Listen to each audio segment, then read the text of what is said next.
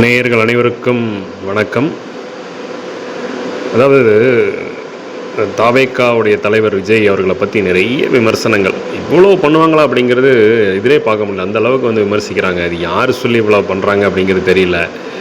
அதெல்லாம் ரொம்ப தவறுங்க. அதாவது இந்த பாதிக்கப்பட்ட 41 குடும்பம் வந்து 38 குடும்பம் போய் சந்திச்சிருக்காங்க. 5 பேர் ஏதோ சூழ்நிலை காரணமாக வர முடியும் சொன்னாங்க. அவங்களுக்கு இல்லாத இது நமக்கு என்ன சொல்லுங்கள் பார்ப்போம். அவங்களே எல்லாம் மறந்துட்டு போகிறாங்க.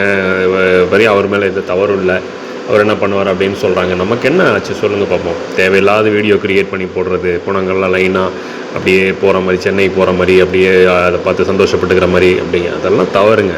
யாராக இருந்தாலும் எல்லோரும் மனிதர்கள் தான், சரிங்களா? நம்மளுடைய ரிலேஷனில் இப்படி நடந்து நம்ம இப்படி அதை வச்சு ஃபோர்ஜரி பண்ணாங்கன்னா எப்படி இருக்கும் சொல்லுங்கள் பார்ப்போம். அதெல்லாம் ரொம்ப சங்கடகரமான விஷயம்.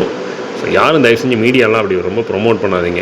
பணம் வாங்கிட்டு பண்ணுறாங்கங்கிறது வேறு. ஆனால் வந்து இவ்வளோ தூரம் இறங்கி பண்ணணுமாங்கிறது, இவர் எனக்கு தெரிஞ்சு பொறுமையாக இருந்து நிறைய சாதிச்சிடுவார்னு நினைக்கிறேன். எனக்கு தெரிஞ்சு அந்தளவுக்கு வந்து எல்லா விஷயத்தையும் அப்படி கடந்து போயிட்டுருக்காரு பாட்டுக்கு.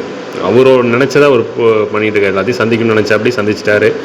கொடுக்க வேண்டியதை கொடுத்தாச்சு, வாக்குறுதியை கொடுத்தாச்சு. ஸோ அப்படியே போயிட்டுருப்பாருன்னு நினைக்கிறேன்.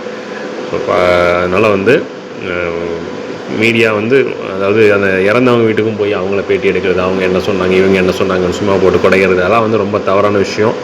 மீடியாங்கிறது நல்ல விஷயத்தை ஊக்கப்படுத்தி முன்னாடி கொண்டு போய் நல்லதை நடத்தி வைக்கிறது தான் மீடியாங்கிறது.